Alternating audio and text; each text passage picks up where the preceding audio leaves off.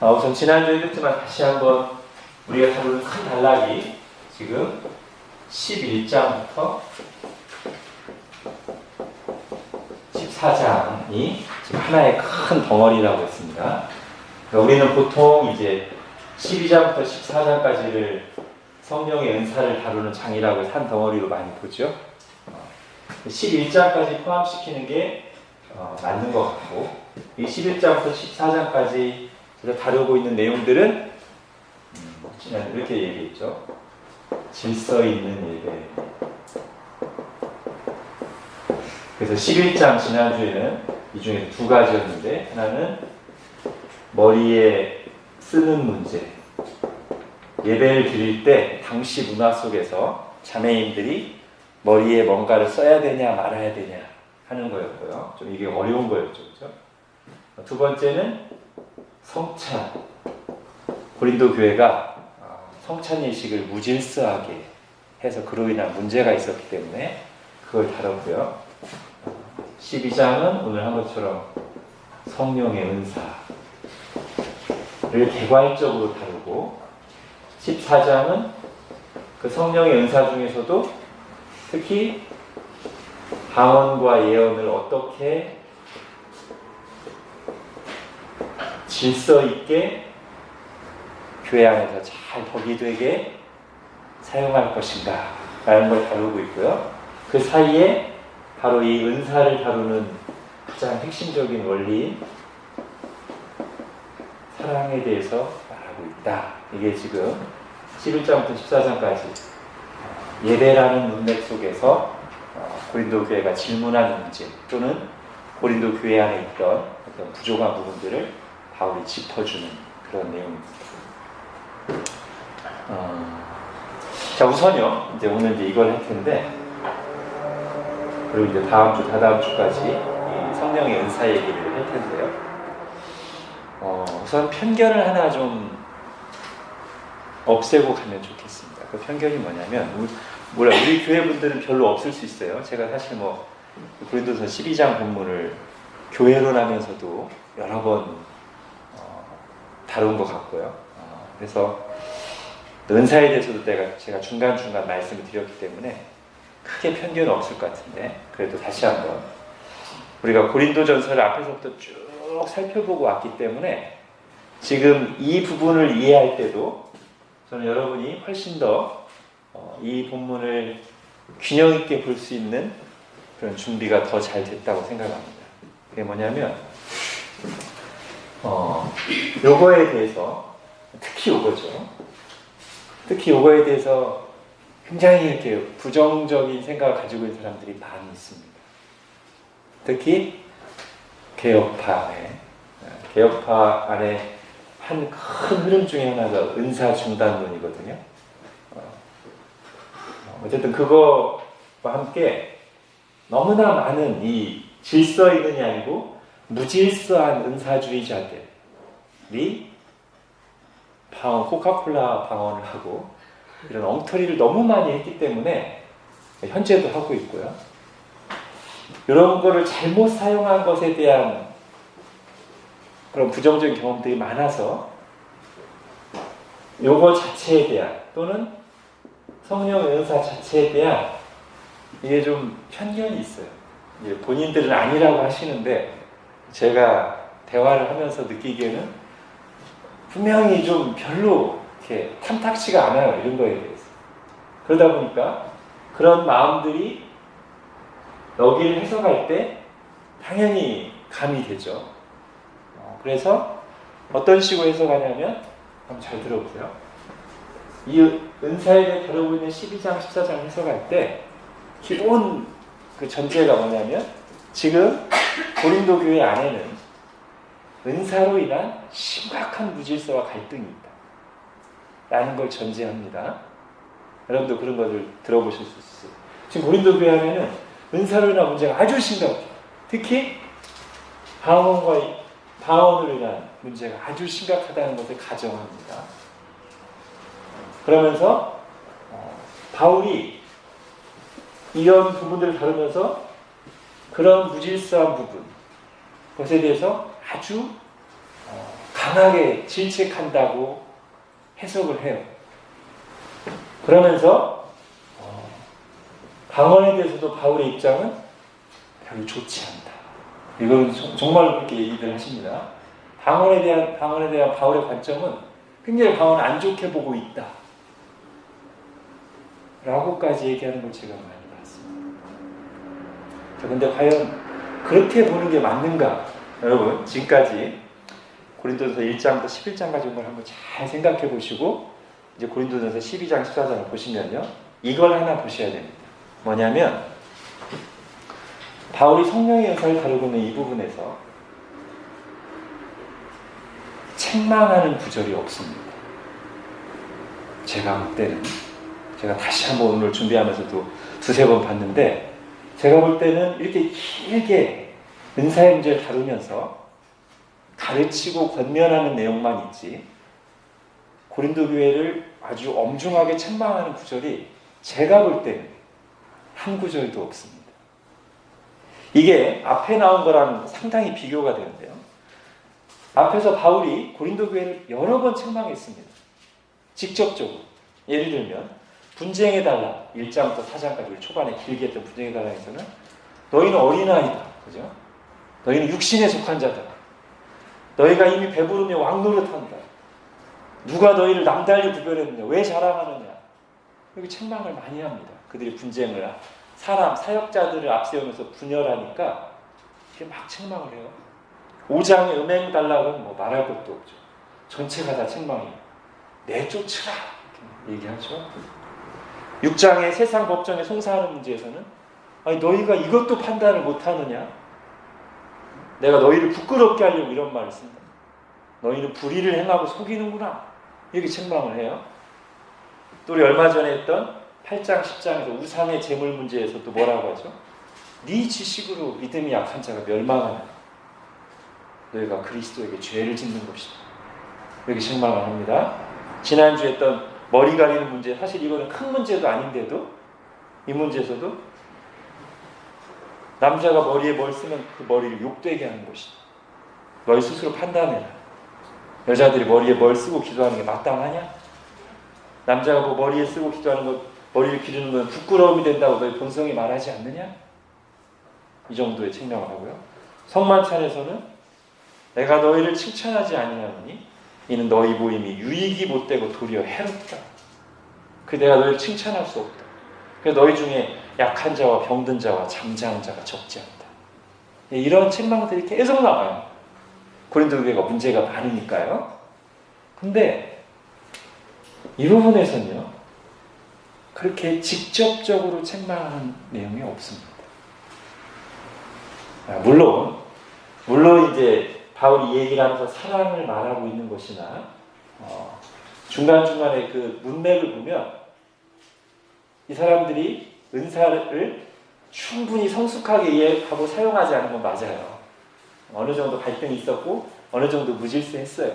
그것까지 부정하는 건 아닌데 다른 문제들에 비해서 그렇게 심각하지 않아 보여요. 제가 볼 때. 정말 심각했다면 최소한 이렇게 길게 말하면서 몇 번은 적어도 앞에 말하는 수준의 책망이 있었어야 되는데 그런 책망이 없습니다. 여러분 오늘부터 계속 하면서 오늘도 이제 제가 다 읽고 싶었다고 말한 이유가 그 부분을 보기 위해서였어요. 길어서 다 읽었지만 1절부터 31절까지 보면요 책망하는 내용이 하나도 없습니다. 그래서요 혹시라도 여러분 중에도 저는 없을 거로 생각하지만 은사에 대해서 뭐 부정적인 생각, 고린도 교회 안에 은사에 대한 심각한 문제가 있었다 이런 생각도 있었다면 내려놓으시고 그렇지는 않았던 것 같고요.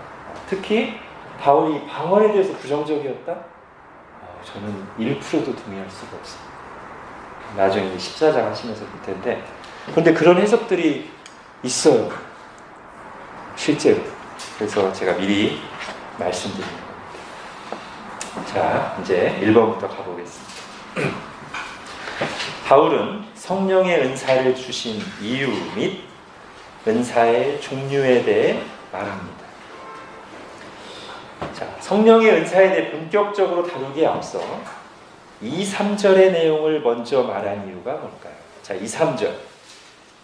너희도 알거니와 너희가 이방인으로 있을 때, 즉 아직 안 믿을 때 말 못하는 우상에게 끄는 대로 끌려다녔다. 너희는. 그러므로 내가 너희에게 알리노니 하나님의 영으로 말하는 자는 누구든지 예수를 저주할 자라 하지 아니하고 또 성령으로 아니하고는 누구든지 예수를 주시라 할 수 없느니라. 자, 바울이 1절에서 너희가 신령한 것에 대해서, 영적인 것 또는 성령의 것에 대해서 여러분이 모르기를 원하지 않는다. 그리고 아마 신령한 것이라는 것은 우리가 지금 이 문맥이 성령 은사를 말하고 있는 거기 때문에 성령의 은사를 포함한 영적인 현상이겠지만 기본적으로는 이걸 말하는 것 같아요.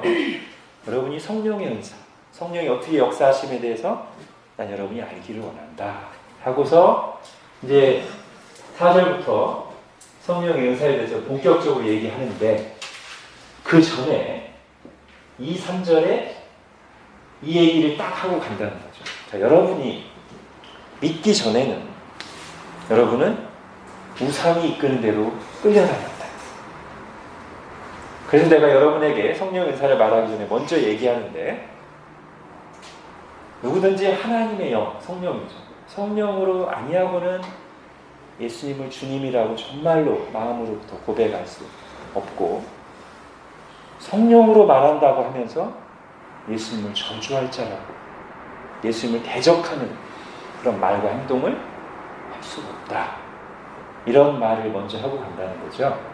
그래서 이것에 대해서 이제 두 가지 내용을 우리가 생각해 볼 수 있는데 하나는 너희에게 있는 성령의 은사는 너희가 본래 가지고 있던 것이 아니고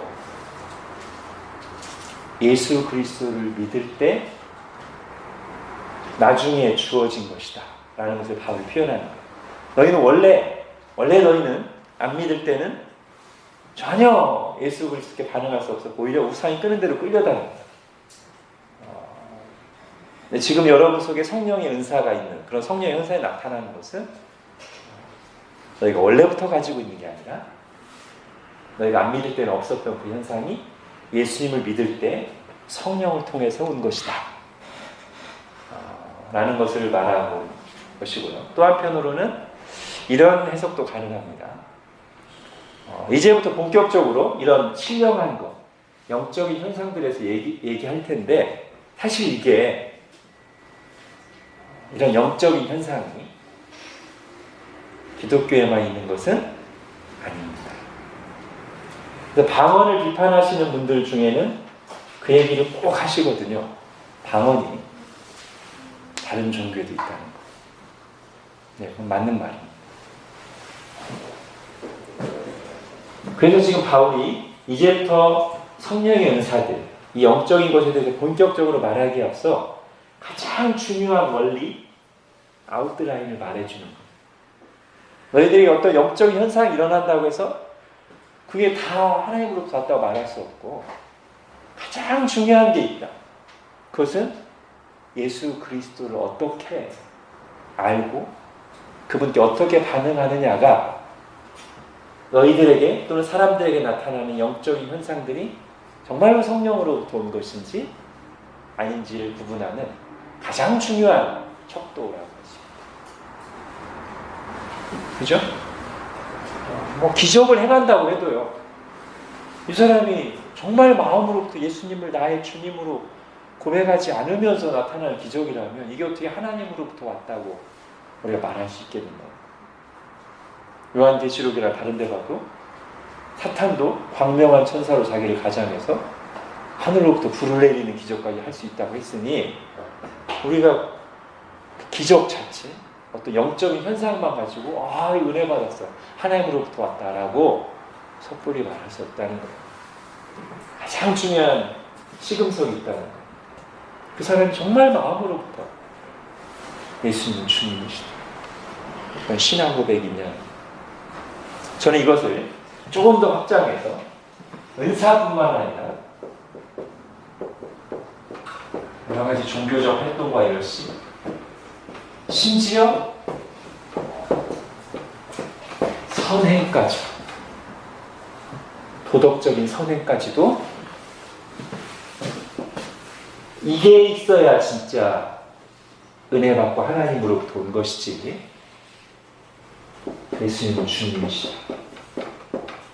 이게 없다면 이 자체가 나쁜 건 아니지만 이것만 가지고 저 사람은 참 신자야 라고 말할 수 없습니다.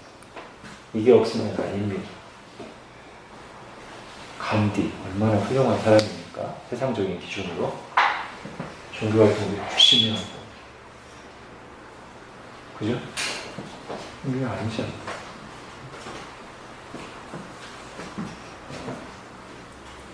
이게 중요합니다. 바울은 지금 성령의 은사, 신령한 것을 말하기 전에 가장 중요한 척도를 하나 얘기하고 간다. 이렇게 볼 수 있어요. 자, 그러면서 은사는 무엇과 긴밀하게 연결되어 있습니까? 이게 이제 4절, 5절, 6절에 보면 나오죠. 이게 지금 비슷한 내용을 마치 삼위일체 하나님과 연결하는 듯한 느낌을 받는 게 4절, 5절, 6절이죠. 그죠? 은사는 여러 가지인데 성령은 같고, 그다음 직분은 여러 가지인데 주는 같고, 사역은 여러 가지인데 그 모든 일을 이루시는 하나님은 한 분이다. 이 주에 대한 해석이 조금 약간 차이가 있기는 합니다만, 많은 경우 예수님을 말하는 걸로 해석을 해서 바울이 삼위일체 하나님을 여기서 언급하고 있다고 보면 큰 무리는 없을 것 같고요.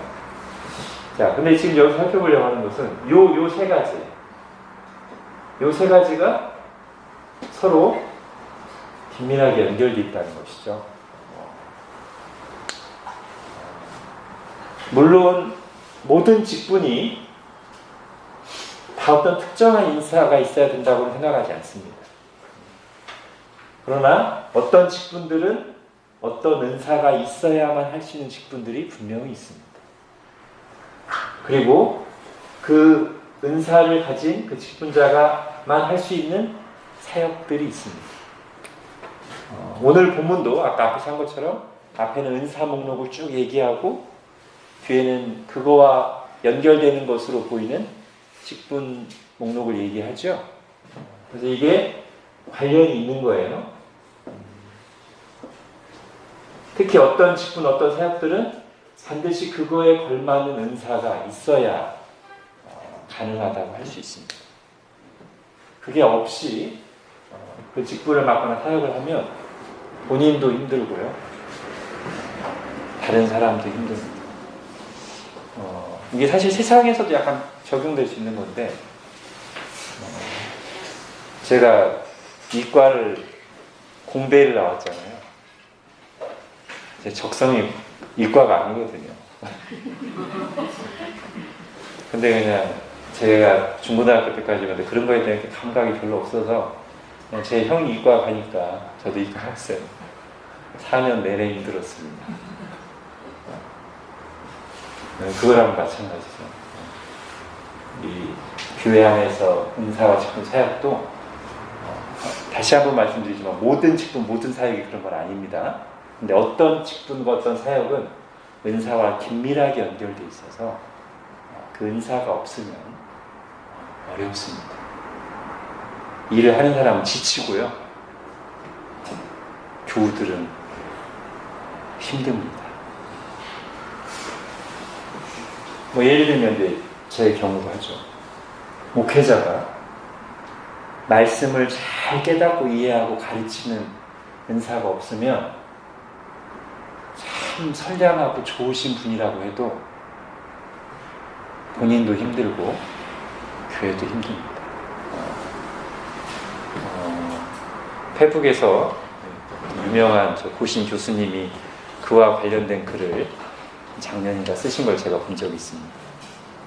이제 그분이 이제 연세도 많으시고 은퇴할 때가 다 되신 분 같은데 통찰력도 굉장히 있으시고 그리고 굉장히 이렇게 솔직하게 잘 쓰세요. 그래서 그분이 그 얘기를 썼더라고요. 이제 어떤 정말 타락한 사건 같은, 그러니까 말씀에 잘 전한 발견인데 인품이나 그런 삶이 안 받쳐주는, 그래서 여러 가지로 사람 성도들을 시험 들게 하는 그런 교회 있을 때 너무 힘들었다는 거예요. 근데 이분이 뒤에다 어떤 내용을 쓰냐면, 그런데 그에 못지않게 정말 인품은 훌륭하고 좋은데 이 말씀과 가르치는 은사가 없는 교회에 자기가 있어 보니까 그거 못지않게 죽을 맛이더라. 저도 이제 여러 교회를 돌아다녀 봤으니까요. 굉장히 와닿습니다. 그래서 같이 가야 되죠. 은사만 있다고 다는 아니고요. 같이 가야 되죠. 그죠? 삶과 같이 가서 어떤 직분들은 저게 관련이 있다. 일단 이 정도 하고요. 이제 7절로 가보겠습니다. 자, 이게 이제 사실 중요한 내용인데 7절이 자, 은사를 주신 이유죠. 각 사람에게 성령을 나타내심은, 이 성령을 나타내심이란 말이 은사를 얘기한다고 보면 맞죠. 각 사람에게 성령을 주신 이유는, 그래서 그 은사를 통해서 성령의 능력과 그런 것을 일하심을 나타내신 이유는 유익하게 하려 하십니다. 자,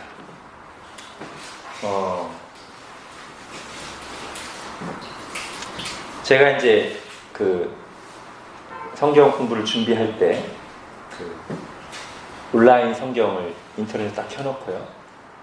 기본적으로 제가 띄워놓는 3개의 역본이 있습니다. 그동안도 제가 몇 번 언급했죠. 표준 세번역, 우리말 성경, 그다음에 영어 성경 NIV.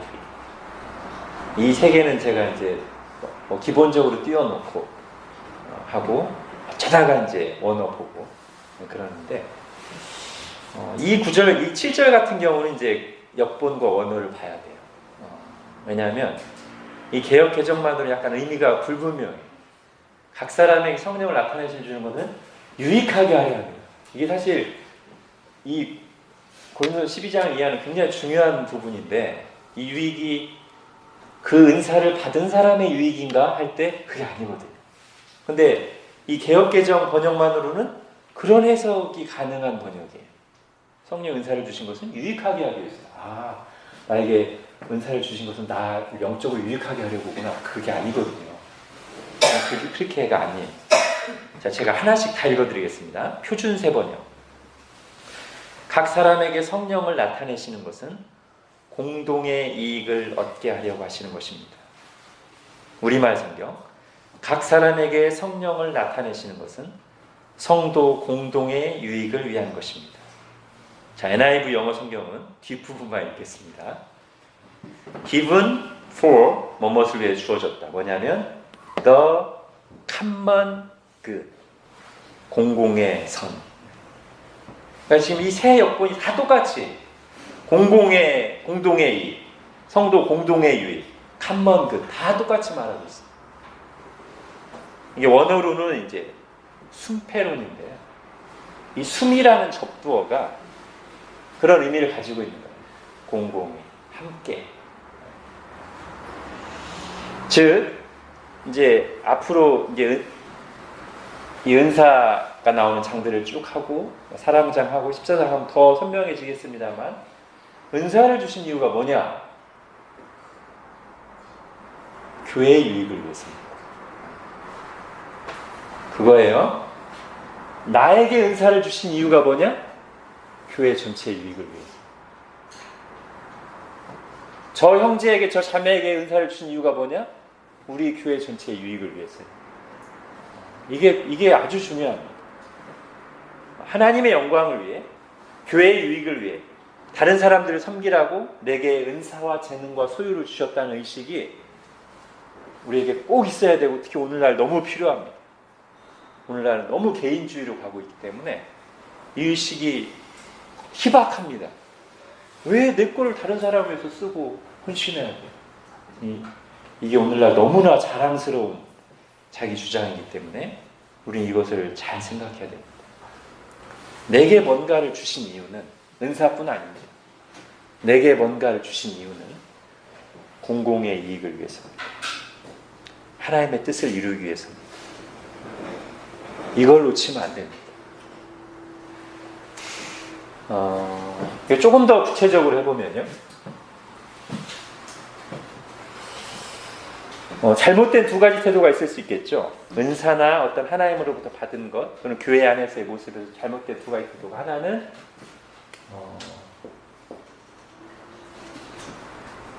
부담되니까 어떤 일이나 직분을 안 맡으려고 하는 경우, 그죠? 피하려고 하는. 두 번째는 자기를 드러내고 자기 뜻을 관철시키려고 나서는. 그죠? 이 두 가지가 다 우리에게 은사를 주신, 뭔가를 주신 하나님의 의도와 마음에서 완전히 빗나간 겁니다. 왜죠? 모양은 다르지만 똑같이 목적은 뭐예요? 자기 이익을 위해서 피하고 안 하는, 자기 이익을 위해서 나서는 거. 둘 다 잘못돼요. 최악의 경우는 뭘까요? 정말 부담스럽고 힘든 일일 때는 쏙 빠지고, 자기가 드러나고 그럴 때는 앞으로 나서고, 이런 최악이겠죠, 그렇죠? 하나님 우리에게 뭔가를 주신 이유, 은사든 재능이든 소유든 간에 뭔가를 주신 이유, 이걸 놓치면 안 됩니다. 이제 은사의 종류를 보겠습니다.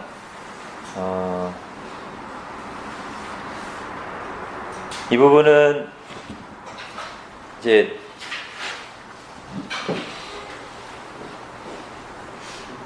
선명하게 일치된 의견이 별로 없습니다. 그냥 개략적으로만 하겠습니다. 우선 지혜의 말씀과 지식의 말씀, 이게 뭔가? 제가 아까 앞부분에서 지금 은사의 목록을 말하고 있는 8절부터 10절과 직분의 목록을 말하고 있는 28절을 같이 살펴보면 은사와 직분을 이해하기가 좀 도움이 된다고 했는데, 저는 이런 식으로 이해해도 괜찮다고 봅니다. 이 두 목록 카테고리를 보면 뒷부분이 많이 비슷해요. 뭐죠?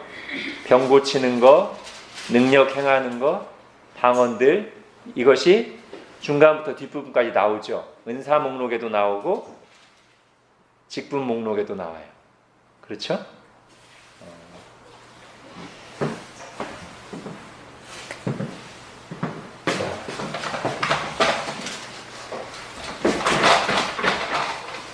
물론 이게 다 일치하진 않습니다. 다 일치하진 않는데, 은사 목록과 직분 목록인데,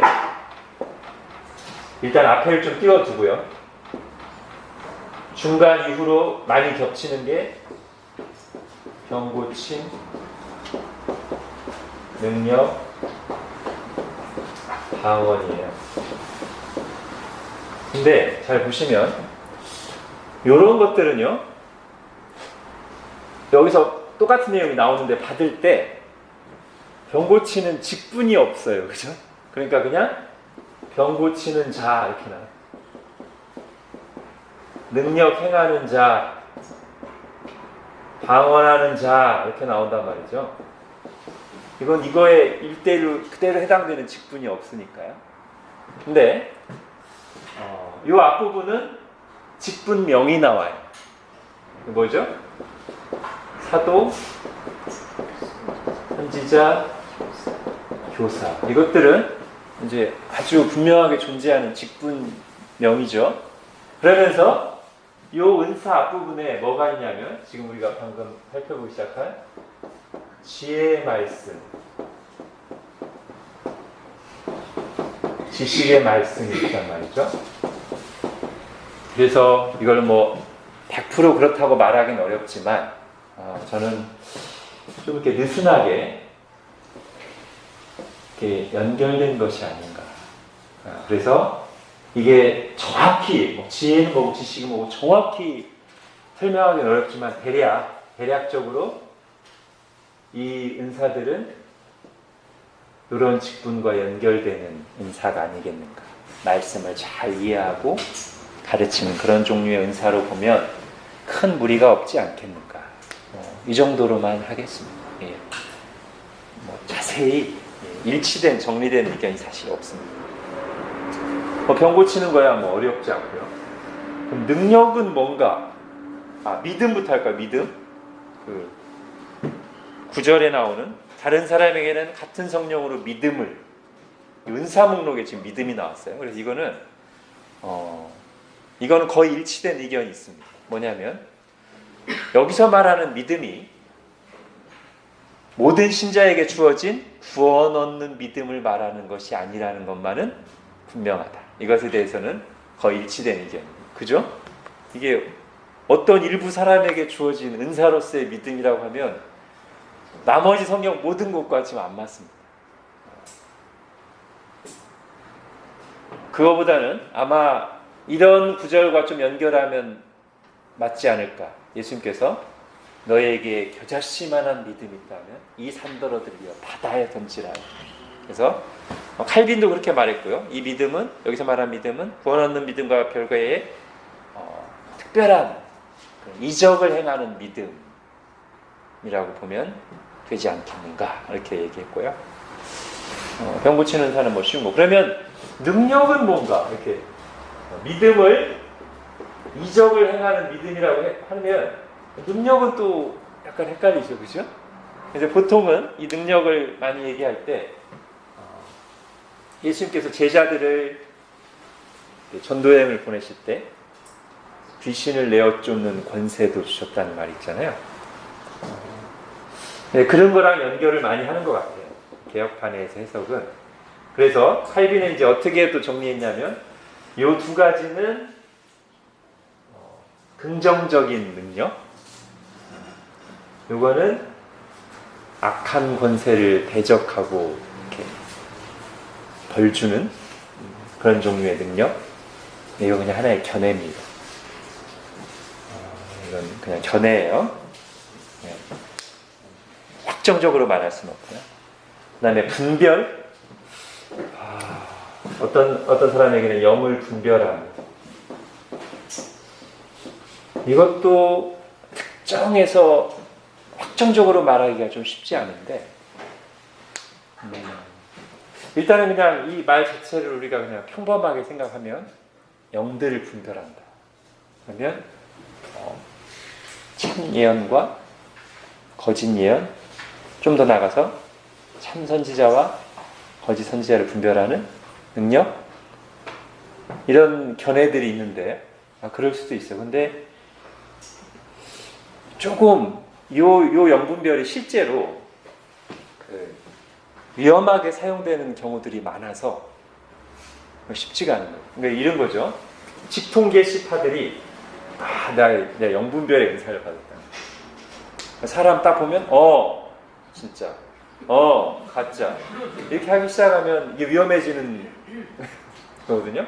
근데 그런 일들이 실제로 있단 말이에요. 예를 들면 1차 대각성 운동 때 그 유명한 조나단 에드워드와 조지 휘필드가 말씀을 전해서 엄청난 성령의 역사가 일어날 때 조나단 에드워즈가 싸워야 했던 두 세력이 뭐냐면, 하나는 이성주의자들, 그렇게 일어나는 성령의 역사와 뜨거운 감정들과 그런 거에 대해서 냉소적인 부흥에 대해서 이렇게 의구심의 눈초리로 바라보는 그런 이성주의자들이 조나단 에드워즈가 한편으로는 맞섰어야 되고, 또 하나는 그런 부흥의 역사가 일어날 때 늘상 따라오는 사탄이 거기에 딱 끼어들어가지고 광신자 무리들, 직통 계시파들, 오늘날로 하면 무분별한 은사주의자들 있었단 말이에요. 근데 그들 중에 이런 사람이 있었다는 보고가 있어요. 영분별 은사를 가져오고. 오케이, X. 그래서 조나단 에드워즈는 그래서 그런 양쪽 세력과 싸우다 보니까 그런 쪽의 책을 많이 썼어요. 성령의 참 성령의 역사와 아닌 것에 대해서 이렇게 분별하는 책들을 많이 썼고요. 이런 세력들과 많이 부딪히다 보니까 조나단 에드워즈도 이런 특별한 은사들에 대해서 은사 중단론 쪽에 가까운 입장을 폈습니다.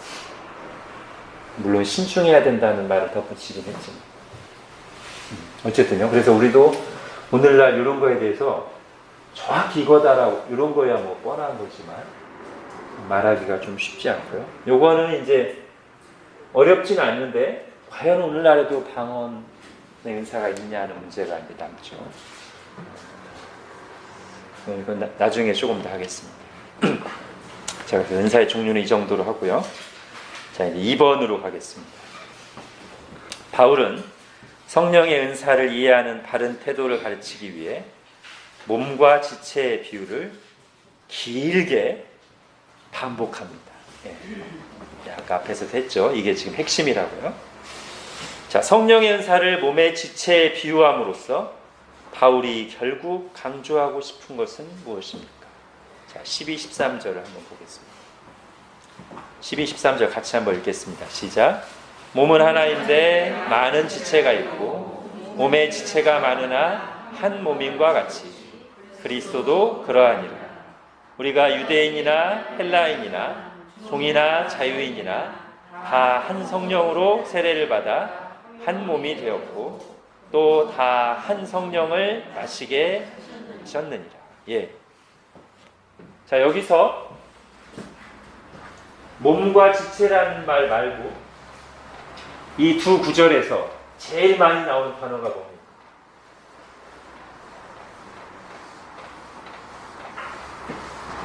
제일 많이 나오는 단어 내지는 표현이 뭡니까?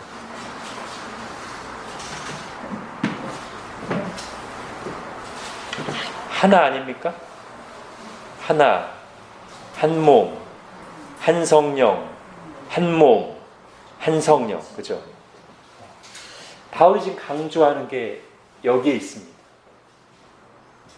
은사가 많은데 하나님 여러 가지 은사들을 우리에게 주셨는데 결국은 우리는 하나고 이 한 몸, 그리스도의 한 몸인 교회를 섬기기 위해서 다양한 지체를 주신 것이다.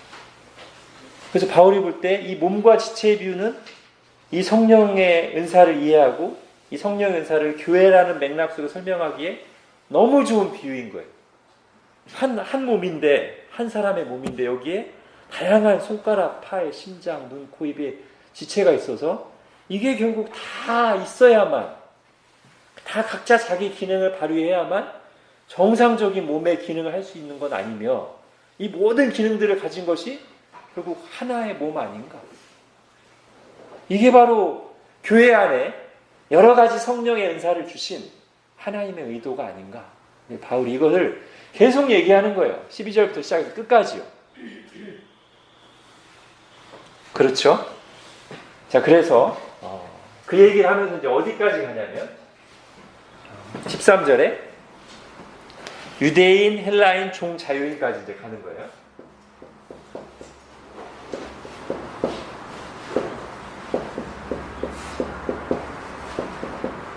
자, 이게 결국 뭡니까? 그 당시 사회에서 너무나 대립되는, 너무나 다른 혈통과 문화와 사상을 가진 사람들이죠. 오늘날에도 말하잖아요. 세계 역사의 두 흐름은 헤브라이즘과 헬레니즘이다. 이렇게 말하고 있습니다. 유대인들은 유대인 나름대로 선민의식을 가지고 있고 헬라인들은 헬라인 나름대로 자기들의 철학과 지식에 대한 자긍심을 가지고 있고 참으로 하나 되기 어려워요. 여기는 뭐 말할 것도 없죠. 사회적 신분이라는 이 제도에서 이 둘은 완전히 그냥 다른 계층, 함께 어울리지 못하는 이런 사람들인데 성령이 오시면 이들이 다 하나가 된다.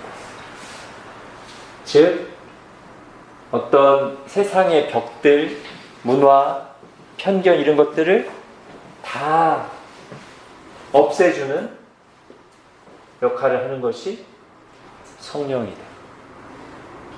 그러면 이걸 이제 오늘 하고 있는 성령의 은사에 조금 더 특화시키면 이런 거죠.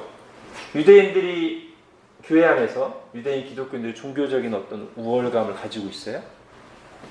근데 교회 안에 있는 헬라인 지체에게 어떤 성령의 은사가 딱 나타났어요. 또 자유인이 종들을 딱 무시하고 있는데 교회 안에서 세상에서 했던 버릇이 그대로 나와서 교회 안에서 종들을 무시하고 있는데 이 종들에게 성령의 은사가 나타났어요. 또는 자기가 가지고 있는 똑같은 은사가 종에게도 주어졌어요. 이걸 통해서 뭐가 깨지는 거예요? 편견이 깨지는 거예요. 성령의 은사가 나타남으로써 세상에서 가지고 있던 또는 역사 속에서 가지고 있던 오랜 벽들이 허물어지게 할 수 있다는 거예요. 요거랑 약간 비슷하게 생각할 수 있는 게 뭐냐면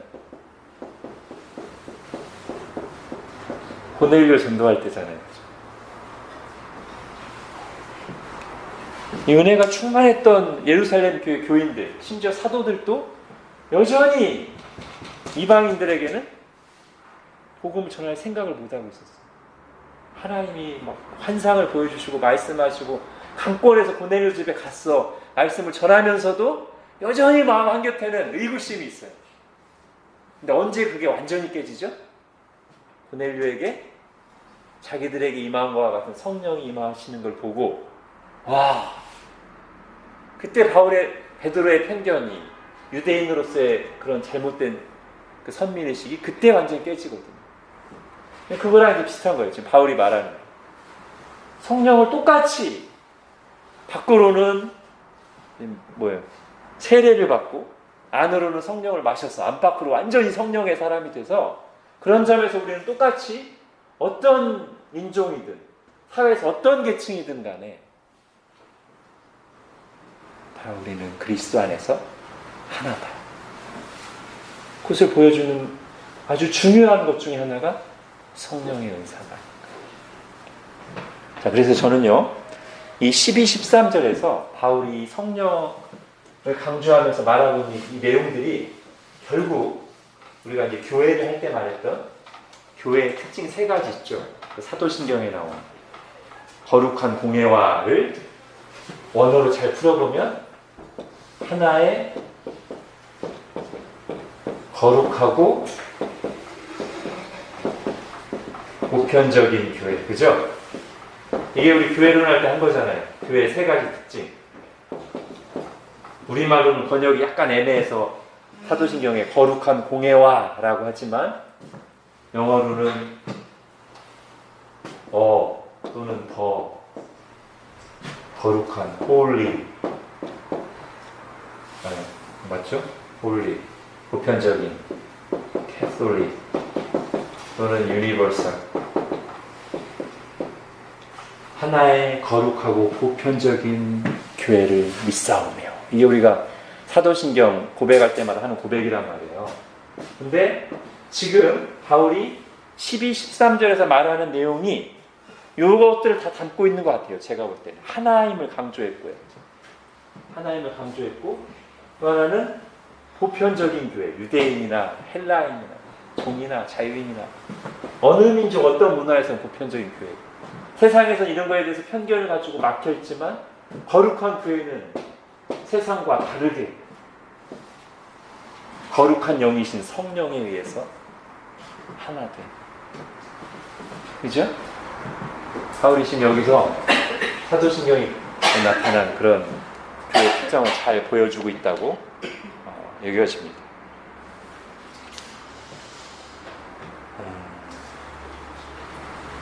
그러면서요, 지금 바울이 이 비유를 든 걸 잘 보면 똑같은 얘기를 하는 것 같지만 사실은 두 가지 얘기를 하고 있습니다.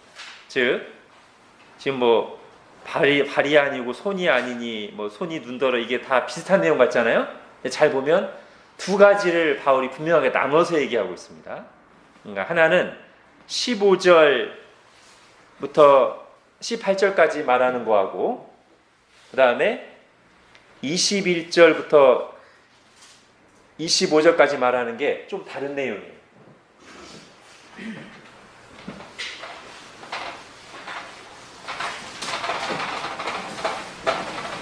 이게 다 이제 언제 나타나는 현상이냐면 하나님이 주신 은사에 대해 또는 하나님이 주신 것에 대해 인간적으로 비교하는 마음을 가질 때, 비교의식을 가질 때 나타날 수 있는 두 가지 잘못된 현상을 바울이 바로잡으려고 지금 두 번의 몸의 비유를 드는 거예요.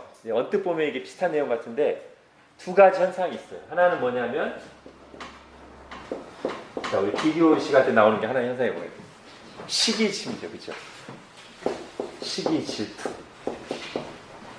또는 다른 말로 하면 열등감. 그렇죠? 또 하나는 뭐가 나오죠? 비교의식이 있을 때 열등감과 반대인 우월감. 그죠? 그 우월감은 뭘로 나타나겠어요? 시기가 아니라 무시. 그죠? 교만. 그죠? 이게 하나님 중심적으로 이해하는 게 아니라 인간적인 눈으로 서로를 보면서 비교할 때 인간적인 비교의식 속에서 나올 수 있는 두 가지 잘못된 태도인데 바울이 지금 이것을 말하고 있단 말이에요. 자, 먼저 시기에 해당하는 거 볼게요. 자, 15절부터입니다. 만일 발이 이르되 나는 손이 아니니 몸에 붙지 아니하였다. 이게 지금 발이 손을 시기하는 걸 말하잖아요.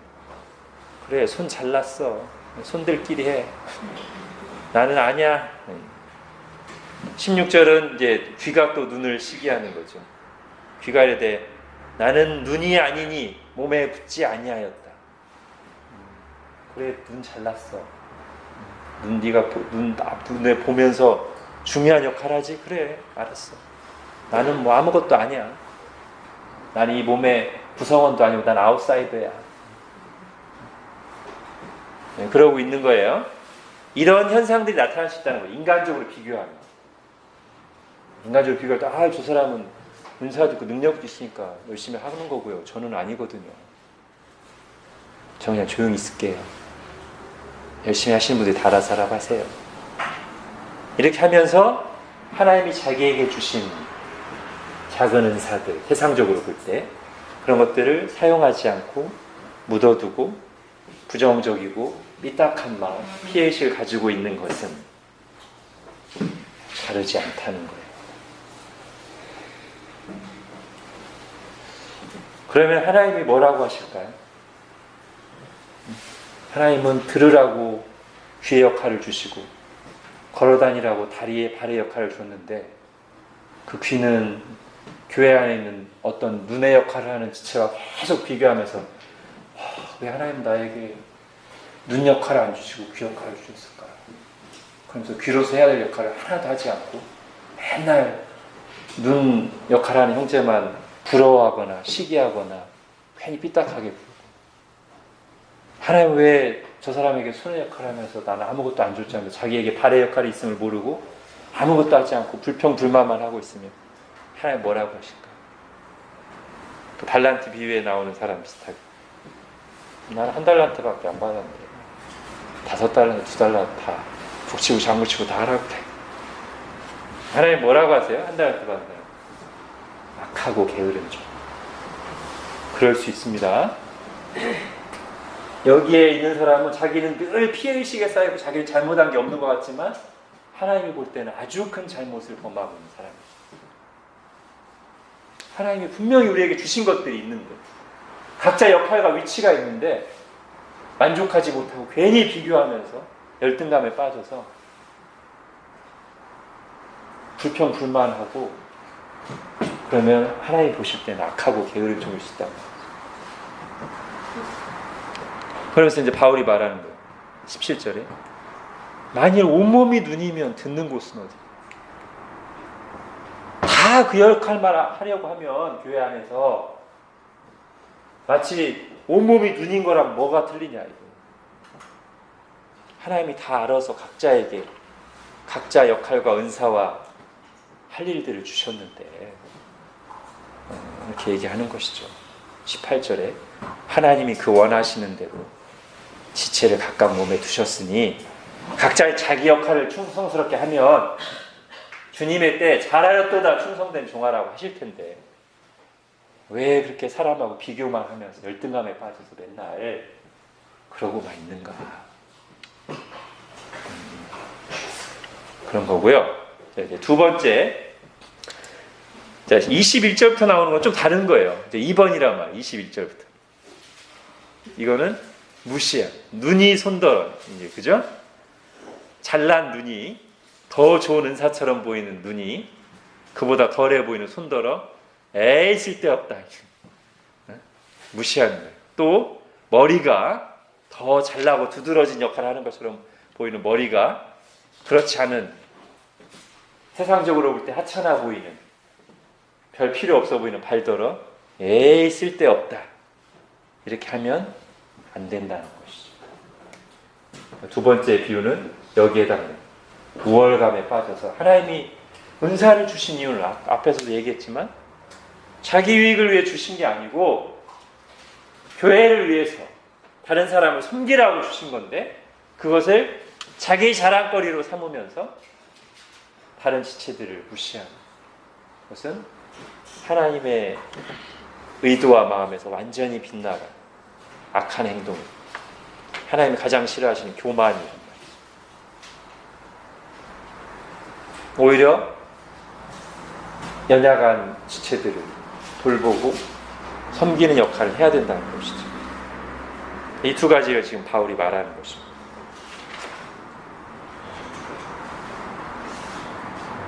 우리는 둘 다, 우리 모두는 다 이 중에 하나에 언제든지 빠지기 쉬운 사람입니다. 이 사이를 막 왔다 갔다 해서 언제는 열등감에 빠졌다.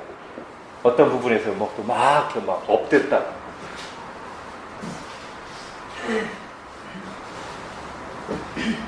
주신 분의 마음, 그분의 선하심을 생각해야 됩니다.